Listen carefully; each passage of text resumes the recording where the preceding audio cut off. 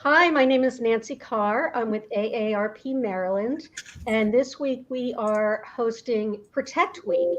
Protect Week is a statewide campaign with state and local officials and nonprofits to raise awareness about elder financial abuse and exploitation. You know, in Maryland, Marylanders are losing millions of dollars to scams every year. And so, what we're hoping to do is uh, give people tips and tools for how to spot and stop potential scams and keep themselves and their loved ones safe. And with me today is Sean Petty from the Montgomery County Police Department. Hi, Sean. How are you? I'm good. How are you? I'm good, thank you. So, for this segment of Protect Week, we want to talk about one of the very common scams, door to door scams. Sure. Can you tell me a little bit about what a door to door scam looks like? So, a door-to-door scam is really any scam where the suspect approaches the victim, either whether you're in your home or whether you're out in the public, you're out shopping, you're in the parking lot, and they attempt to get information from you. They try to get you on board with whatever scheme that they have going on. So, door-to-door scams really can be whether you're in your home or whether you're out in the general public. And it really is just trying to get information from you. What kind of information are they trying to get? What are they doing when they go door to door? What are they saying? So any number of scams, whether it be woodchucks, whether it's people approaching your home, recognizing that you have a tree in your yard, and they'll say that your limbs are overhanging too much, and they believe that they need to trim the tree back, and you have to have this work done sooner rather than later, because if you don't, it's going to damage the tree, it's going to damage your property. Or you have a driveway and they say, oh, you have a crack in your driveway, even if it's a hairline crack. They say, oh, you need to get this repaired, because if you don't, the weather is going to damage your property even more. Whether it's people saying your roof is damaged, or they think they see a loose shingle from your roof even though they're on the ground. All of those different types of trying to convince you that you need this repair done on your property. And once they get that trust, they build that trust up in the victim. They're trying to get information from you, whether it's your social security number, whether it's your date of birth, whether it's your credit card information, your bank information, whatever information they can get from you, they're going to use that information to then exploit for their own benefit. They're going to engage in whether it's credit card fraud or bank fraud, whatever they can do to make money off of the information that you provide to them. That's the goal, is to get information from you, and then they exploit that information that they obtain. So, are all the people who come knocking on my door, are they all scammers? No. So everybody that knocks on your door is not going to be a scammer. But what I will say is that you want to double check who it is that you're either letting into your house or who you're providing information to. So everybody that knocks on the door is not a scammer, but you should definitely double check to make sure. And no matter who knocks on your door, you should be empowered enough to say, I'm not interested in whatever it is that you're trying to give me, sell me. I'm just not interested. And that is absolutely okay. And any legitimate business should be comfortable with getting a few no's here and there. Clearly, scammers are going to be more persistent. They're going to be more eager to try to get into your house, try to get more information from you. But don't feel compelled to give in. Don't hesitate to say, no, I'm not interested.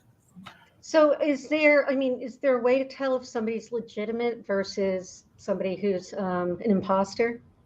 So it's not always readily uh, easy to tell that somebody is a scammer or that somebody is legitimate. There are definitely some ways in which you can fish out whether it's a scammer or not. But just on its surface, the answer is no. But once you get some information from whoever's knocking on your door, you can kind of start to deduce whether or not they're trying to get over on you. If they're willing to provide you their name, if they have a badge, if they have some type of logo on their shirt that's from a reputable company, um, that gives more credence to rather somebody just showing up in a white T-shirt and some jeans saying, hey, I'm from, your telecommunications company or your cell phone company. There's going to be something that they're going to have that they're going to be able to present to you to, one, show that they are who they really say they are and who they really say they work for. Any legitimate business is going to have some type of information to convince you as the consumer that I am who I say that I am. So on the surface, no, but you can definitely find some ways to figure out who is who. You could also call the company that they say they work for, and if you have their name and you have their badge information, ask the company, hey, do you have anybody doing door-to-door sales in my neighborhood? Do you have somebody that works for your company with this name and this ID number? And if the company says no, then it's probably not a good idea to let them in your house. Should But you ever let someone who knocks on the door in your house? Is that ever a good thing to do? So I'm not going to say no, because there are times in which you might want to have a service done. It really is up to the consumer to decide whether or not you want to allow anybody into your house, and understand that that is a personal choice that you as the homeowner must decide for yourself. But before you open the door, utilize the peephole, ask who it is. Don't just open the door blindly because somebody knocked on the door. Because again, you don't necessarily know who's on the other side, whether it's a scammer or somebody else engaged in some other criminal activity. You don't just want to open the door for them. It's fine to say, who is it? And ask them what they want before you even open the door. And if they don't want to answer those questions with the door shut, you probably shouldn't open it. Are you seeing any increase in these sorts of scams in Montgomery County or elsewhere? So in terms of increase, we're seeing a steady, I won't say an increase, but it is steady. And here in Montgomery County, there are actually certain things that individuals have to do in order to engage in door-to-door sales. So if you're going to solicit in Montgomery County, you have to have a license through the county to do so. A part of that licensing is you have to provide certain information. You have to, abide by certain rules that the county has in order to engage in legal solicitation, door-to-door sales. So for those individuals those vendors who do solicit in Montgomery County, they're gonna know that they have to take those steps, and they're gonna make sure that they engage in those proactive activities to get licensed, to get their certification through the county, and take the necessary steps so that they don't have to encounter law enforcement and potentially be cited for illegal door-to-door sales or solicitation. And so, what kind of things should individuals do to avoid these sorts of scams in general? Yeah, so the first thing is be empowered to say no. If you have somebody at your door, don't be compelled to say, okay, I'm going to let you in. I'm going to purchase whatever it is that you're selling me. I feel compelled to do this. It is okay to say no and to resist that temptation, especially that temptation to act immediately, the pressure to act immediately. That's what the scammer wants. The scammer wants to build your trust. They want you to act immediately so that you don't have the opportunity or the ability to, one, think and process through what's actually going on. They also don't want you to have the ability to communicate with other individuals about what's happening. So, they knock on your door and they say, oh, you have some damage to your driveway. Well, you may not necessarily remember that you don't have any damage to your driveway, but your friend might remember that, or your family member might know, hey, I don't think you have any damage to your driveway. I don't know what I don't know what they're talking about. So they don't want you to have that conversation with anybody else. They want to have that one-on-one with you so that they get you in, quote unquote, the hot seat, so that you have to make a split-second decision. So, honest businesses will want your business, and they're going to be okay if it takes you a day or two to decide to accept their business. The scammer is going to want to do it, right away. They want you to sign pen to paper right then and there, and they want to start the work right then and there. And they may actually try to start the work before you even sign anything or before anything is fully agreed upon. So resist that urge to act immediately. Another thing you should never do: never pay via cryptocurrency. Cryptocurrency is it's a hotbed for fraud right now. We're seeing it more and more every day.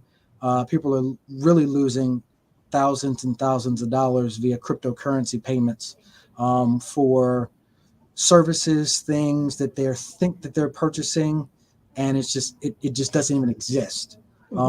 And once it's in that crypto world, it becomes increasingly difficult for us and law enforcement to track it, to trace it, and then try to even recover some of the funds. So if you have somebody that's urging you to make a payment via cryptocurrency right then and there, be wary. Take a second to think twice about that, and it may not be the best decision to make. Demanding that you pay in gift cards, or that you go to the store right away and buy 10 gift cards for $1,000 a piece. That's just not the way most businesses will operate, or any businesses will operate. You should think twice about that. Try not to give out your personal information or your financial information in response to a request that you didn't ask for. If you didn't ask for somebody to come to your house to give you a quote on a service, then you may not want to give them all of your information just willy-nilly. Just may not be something that you want to do. In terms of one of the other schemes that we see is lottery winnings.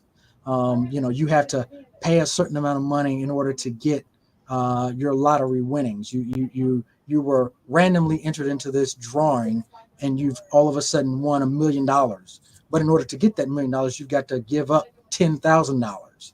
I actually have a story about that, because I did win a contest once. Really? And I didn't remember entering, but I did. I recalled that I had entered. Okay. And it was from a life insurance company. And I found out by a certified letter. And then I had to sign an affidavit and have it notarized and sent back by a certified letter. And then they sent me a check by certified mail and made me sign a statement, acknowledging that I was responsible for all the taxes and things like that on it. It was very, very professional, very, bureaucratic. There was no. Yeah, but even in that situation, they didn't ask you to fork over $10,000. No, not at all. Not at all. Yeah. That's not something that if you've won a lottery, whether you've entered it or not, whether you remember entering it or not, having to pay an X amount of dollars to get your lottery winnings, it's just not the way it goes. It's just not the way businesses operate. And the big thing is, when in doubt, tell somebody. Ask somebody else. Ask a family member. Ask a friend. Ask your neighbor. Hey, I had a person come to my door and they said this. Does that sound legitimate to you? Because in the heat of the moment, it may completely sound reasonable to you. It may be the best venture in the world, but in reality, bouncing that off of somebody else, it's a sounding board, having somebody else think through and process what actually took place. It may come to the realization that I think I was being targeted. Maybe that wasn't quite legitimate, and you should be suspicious of that. And the very last thing is, if the person at your door is not interested in you saying, hey, I'd like to run this past a police officer real quick, is that okay?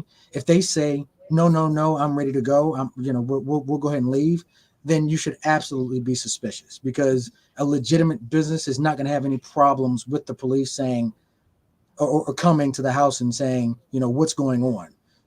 Scammers don't want to have anything to do with us. So if you toss out the word police, that'll typically scare most of them away right away. So what should someone do if they believe that they've come across this, that they've been targeted by a scammer? Sure. So if you unfortunately have been victimized by a scammer, and recognize that really is it. You're not at fault. It is not your fault that you were targeted by a nefarious act of a scammer. Yeah, we try to avoid saying even the V word, Yeah. because it really does make it, if they had just broken into your house and stolen, Sure. your money, you wouldn't be responsible for that, and you're no more Correct. responsible, Correct. when these people, this is what they do for a living. And that really is it for a lot of scammers. It is a living. It is a 9 to 5, sometimes a little longer during the day. Operation for them. It is from the time they wake up until the time they go to sleep. They're engaged in some fraudulent scheme, some scam that they're trying to get over on, whether it's you as the consumer, door-to-door sales, or whether it's the bank or another business. They're trying to get something from somebody. So the few things that you can do is always reach out to your state consumer protection office. Every state has one, but for Maryland, if you go to usa.gov, it'll list the information for consumer protection. The Better Business Bureau, if it's a reputable business, they're going to have recommendations on their website. It's going to have certain ratings. It's going to have certain pitfalls for certain companies and things of that nature. So that's also a resource for you. Clearly, AARP is definitely a good resource. They partner with organizations to combat fraudulent activity and fraudster scammers, like the International Association of Financial Crimes Investigators, IAFCI, who partners with AARP. Each state, including Maryland, has home improvement regulatory bodies that governs home improvement work. So you can always reach out to them to see, is this person that is claiming that they have certain licenses, or are they even able to do the work in this state? Are they able to work on my home? Do they have the proper insurance and licensing? If they do, okay, that's a start. But if they don't, then that's a no starter right then and there. Right. You can always reach out to your state's attorney's office, whatever county you're in. Reach out to your state's attorney's office. They can provide some guidance if you have been victimized, but also, your local law enforcement agency or state police. Contact them. Start that police report. Get that report documented to start the process of the investigation. Without that information, we kind of are left with, information that you may have forgotten. So the sooner the better that you can document what happened. And then we can start investigating from there and see, one, is this a one-off type deal, or is this a trend that is taking place either in your area or across the entire state? Yeah, that's right. People do have to remember, if they didn't lose any money, to Correct. report the scam so Correct. that authorities can start tracking those patterns. Correct. So, and many times people may not even realize that we do keep track of that information. So, you may not have lost any money, but somebody else may have lost money to that same scammer.